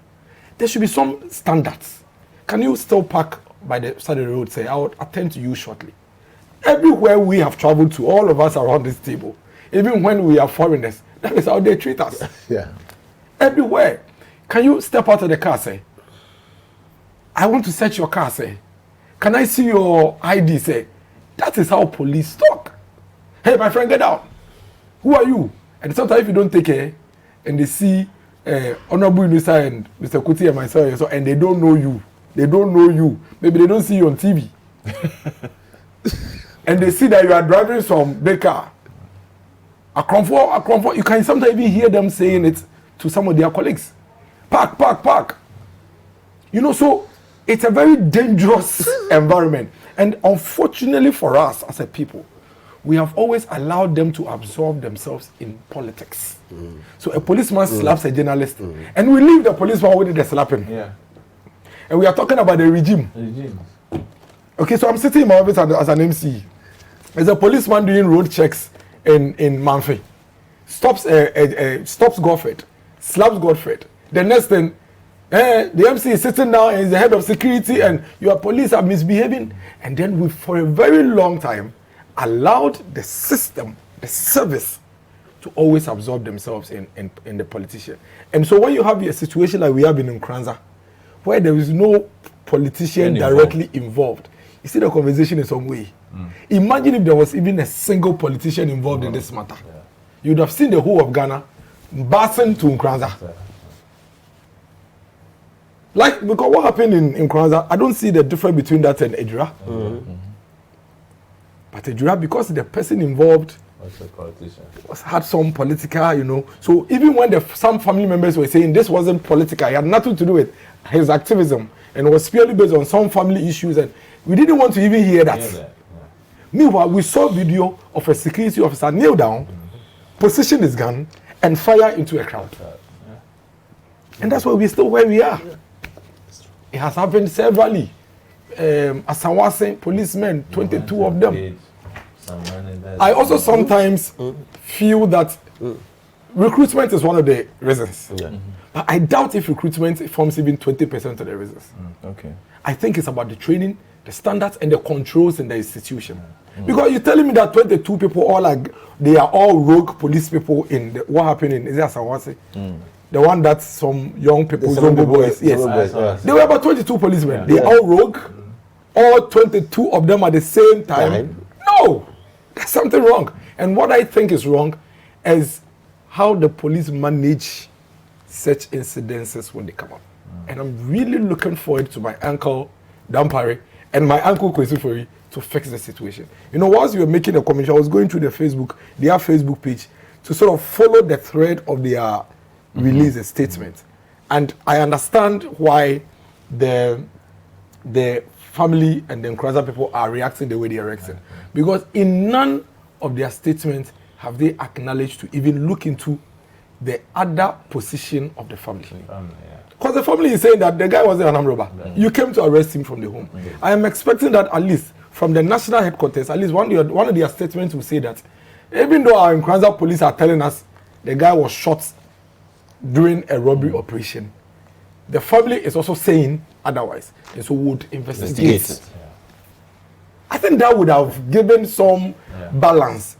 But if you follow the thread of the statement, it's as if we know what we are talking about. We are very sure about what we are talking about. But for me, from where I sit, knowing the experiences I've had with some of the operatives of the Ghana police on the road, I doubt if the police high-ranking, managers should take all the things that they are district commanders or whatever, they say. Okay, I'm very careful about some of the things I say because of where I've sat before and some of the things I've done before.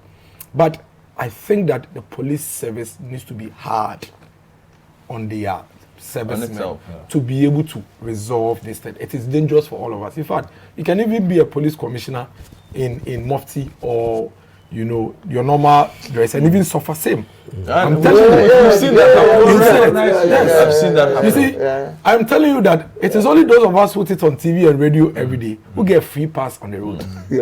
And these days, when I am driving on a highway and I see a police barrier, I start praying. I'm not sure whether it is actually the police or not. Because we were there recently when a whole police team were interdicted for robbery and extortion on some young people around Hachu also, and took money from them, 30,000 Ghana cedis. Yes, and it came to pass that it was true. So God help us. I am driving. I am going to Ekropong. I see a police barrier. I know there's a police barrier at Ebri toll booth. So after the Ebri toll booth, I see a police barrier at Ashriase, where I know that there is no police barrier. Do I stop or do I go? And yet, when you stop and you ask them, but why do you have a barrier here? They feel you have no business to question them. But Godfred, we live in times where people last 3 days, there was career day in most of the private schools. They are wearing police uniform, complete police uniform. Full set. You understand? Full set. Even in our internal primaries, some 2 gender or yes, who are not police. They were dressed full gear. Okay? These days, because of TV and movies, there are props, guns that look very, very much real as guns. So people can really put themselves up as police without you realizing.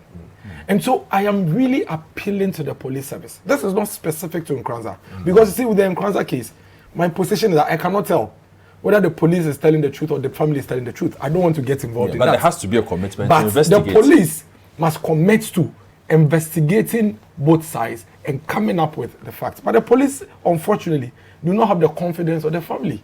So the family is saying, we don't even believe that they are going to investigate one of their own and go to the boss. And I'm thinking, Godfred, I'm wondering, so why would any police high-ranking team cover up for a policeman if indeed some policemen went to the gentleman's room, dragged him out along the line, shot him and killed him? Why would you want to cover up for these policemen? Let me supply you with this. You see, it's something most of us do want to say. You see the MTD officers on the streets. They are given those rules because you have to come back with something. If you don't come back with something, the next time they don't put you there. That's a fact. So to your statement, they only cover up because it is the scratch of the problem you are seeing. It is deeper. Unless you, the person sitting around the table, the policeman who committed that armed robbery was committing it for you, then you know what? Then our problem, as you are discussing, then my position on the fact that it's not just about recruitment or politicians getting involved in recruitment. It stands true. Because I have a question here. And you've been in Parliament. I want to ask you this question. What prevents one of the Interior and Defense Committee, for instance, from taking up some of these cases and saying, for once, we want to look into this matter, not just the Police Standards Board. No, they can. We want to look into this matter ourselves. It's a interest matter. They can. And because we don't get enough of that. Let me confess that I've been greatly educated by both Dennis and Kutin. Indeed, I've always had my apprehensions, but me too, I had my share when I was a small boy. It was during the time of Ramadan. No, Eid al-Adha. And then my father had brought a ram. There was an old military man who was in the house, had left his water bottle And I had taken the water bottle and hung on my school shorts and gone with the ram to graze. Coming back, I met some 3 policemen who arrested me and said I was possessing a military accoutrement. Small boy. Small boy. So there we have, that's a long time ago. Small boy. Yes, and look at, apart from the example you cited about the disconnection, I mean, somebody just went into an area in my constituency, Changle, and because 2 people had a fracas and the community revolted, they just visited, they just went there and started beating everybody. So I think that we are all speaking the same language. Yes, initially I thought that recruitment played a greater role. But obviously, you've given evidence that, look, 22 people cannot all be rooks. My grandfather used to tell me that whenever he sees 2 people being accused of the same crime, he doesn't believe it. And sometimes when it's 3, he doesn't think they committed it. I think one person should. I think your example is so forceful. Your example is so forceful that economy ignored. It's so forceful. I mean, 22 people can all of them be rooks at the same time. There's something wrong. But clearly, Kote is right. Legality and legitimacy. The power of the police to arrest is when a crime is committed in transit without a warrant. The power of the police to arrest without a warrant is for crimes committed in transit. Where transit means what? The person is moving. And you have witnessed it. You have witnessed the commission of the crime. Okay. That's where you can arrest without a warrant. The condition is that when you do so, you must send the person to the nearest police station. That's the only power. All other powers, you invite. You invite or you take a warrant. Yes. But legitimacy. So because they've acted with impunity for a long time, we've also come to accept it. That you can be sleeping in your room and the police can come and wake you. They can't. So without a warrant, I can say they have to take a warrant because you are stationary. You have a room, you have a fixed place of abode. If I was a flight risk, I won't come home. I won't come home. And then they see me and they suspect I'm the one trying to run away. They don't need a warrant to arrest me. But I have a fixed place of abode. They know that I'm at home now. The next day they go to, that's why in the court system, surveillance. In the court system, they have a court, second court judge. When you even go to the house, he can sign the warrant without sitting in court. Because of the agency. The agency. So you say, but we have legitimacy, legality and legitimacy. We have. So now he's going to town. Legon, we used to go that. We used to do that. Yes. At Legon, you are going. You say there's something there. You are and they stop you. And they profile you. It's true. Even though we are members of parliament, we are politicians. They profile you. When you are coming with a big, nice car, you'll be stopped by the police. Even with the distance. With the sticker on. When sticker, they stop you because you are a politician. So you have money. You have money. They ask for money all the time. If you are not if there's no sticker, that person must have money. That's why that person bought that car. It's a profiling. It's profiling. So it's terrible. Interesting. When I move from the house, when I move from home, when I move from home, depending on the car I am driving, my time to get to my destination is always different. You change the car, pick some car, they will stop you like 20 times. Pick another car, they won't stop you. There was a time that I stopped at a regular barrier and asked them, say, anytime me the car can say, "Befa mun nyame." Na me the car keto be fa ha na mo gira me so mu misa he nti omom kraka ke omom nyebone am Robinson kraka as akese. You know, so that is the sort of challenge that we find ourselves in. And my last point on this matter, yes. Then I want to hear Jones. I think that the police service can start fixing this situation by fixing the ethics and the behavior of the police on the road. You are the police, but you are first on the road to protect me. So respect me. When you stop me, you have a right to ask me questions, and I have a right to ask you questions. Ghana police do not believe that citizens have a right to ask them questions. But unless you are putting me under arrest, Let me just add something small before you conclude. Actually, Kutin said it small. We must also try to address the frustrations within the service. Within the service. Sometimes they carry their frustrations onto us. Go to the police headquarters. See the people. See the barracks. Families living in single rooms. Do you see their refrigerators where they are? Do you see where they are? Yeah. They sleep in the rooms in tents. So they carry their we must address those systematic things as well. Yeah. Acknowledged. Yes, I think so. Acknowledged. No, I'm just saying that yes, you to I agree. No, I'm not saying, Acknowledged. yes. But let's ask ourselves. Yeah. The teacher, the nurse, the doctor, the police, the military. The honorable's position is very, very crucial. But is that justification enough? No, it cannot for any policeman. Because what if the doctors also say that, listen, we've been fighting for this as was parenting is not coming, so the surgery sentence will cut corners. I think the people, the servicemen should understand that they are serving the guy they stopped. Sometimes, you know what they do? I don't know where I can stop. So they frustrate. They frustrate you. Yeah, you have to. Why you give me the time and stop? You have to stop. They frustrate you for the issue to escalate. So I always advise my friends that whenever you see the police are trying to engage you plenty, stay calm. Because it starts nicely. Yeah. Why have you stopped me? So my friend, get down. So, but why are you shouting? Get down, get down. They start opening the door. Then you hold the door. I said, get down. They say, why are you touching a police officer? Then they pull you. Immediately they pull you, you would try to react a bit. Then it escalates. The next time you realize they are picking you on. And one of the things you also do, when they say, open your boots, and you don't get down, by the time you realize they've planted something, it's happening on the road. Just get down. Why? Okay. Let me hear. Hold on, Joseph. Joseph. Godfrey. Yes, I'm sure you've heard Iman, Mr. Kutin, Honorable Fusaini, and then Dennis on this matter. Your final words on what we can do to bring some sanity and also some transparency.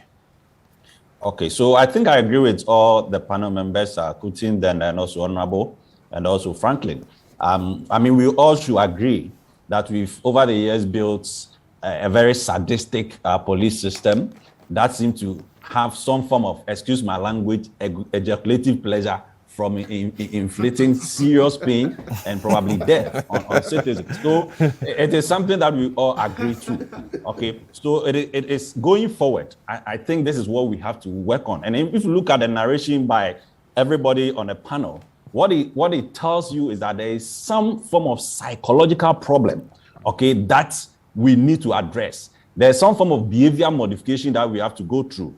And now what worries me is that there are certain reports. For instance, if you look at the Commonwealth Human Rights Initiative report in 2007 on the police in Ghana, they said that the single most important complaint that the citizens made against the police was illegal arrest and detention, which normally resulted in the death of many people. So I think that these are the structural issues that we have to look at. These are the constraints that we have to work within, so that at any point in time we can have a police system that can operate according to modern policing standards and that better respond to the needs of the people.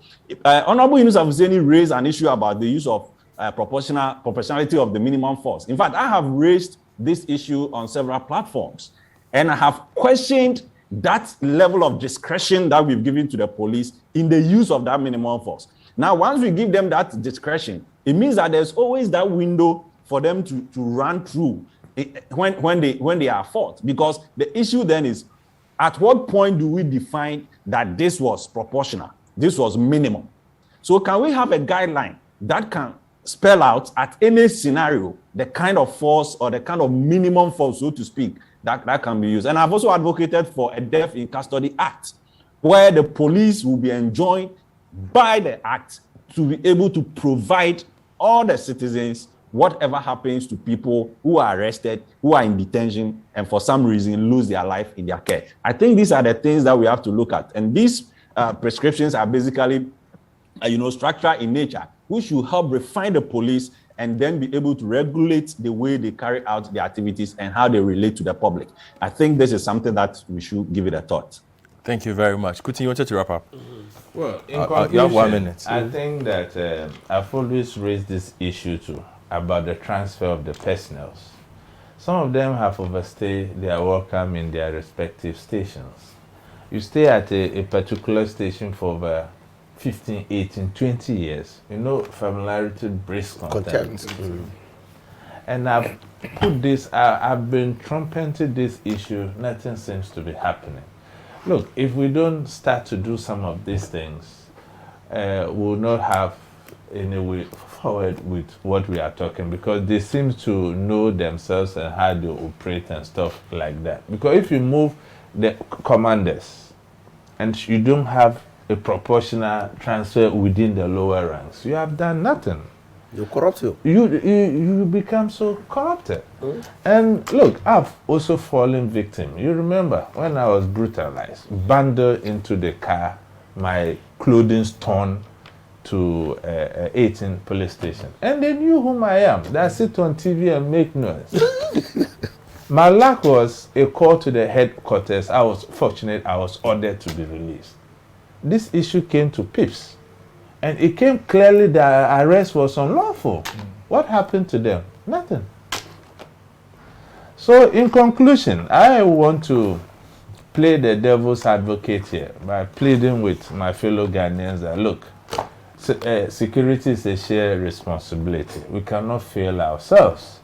And bad as it may, we should all take steps in our own individual ways to see how we can contribute our quotas to make the service better. All right, thank you. Let me just take a quick message. And this was on the Karimenga issue. There's somebody who lives in Karimenga who is listening. Right? That makes me very happy that some far away in Karimenga. Karimenga is listening to us. Yeah, Karimenga is listening to us on the big issue. He says, good morning, Godfred.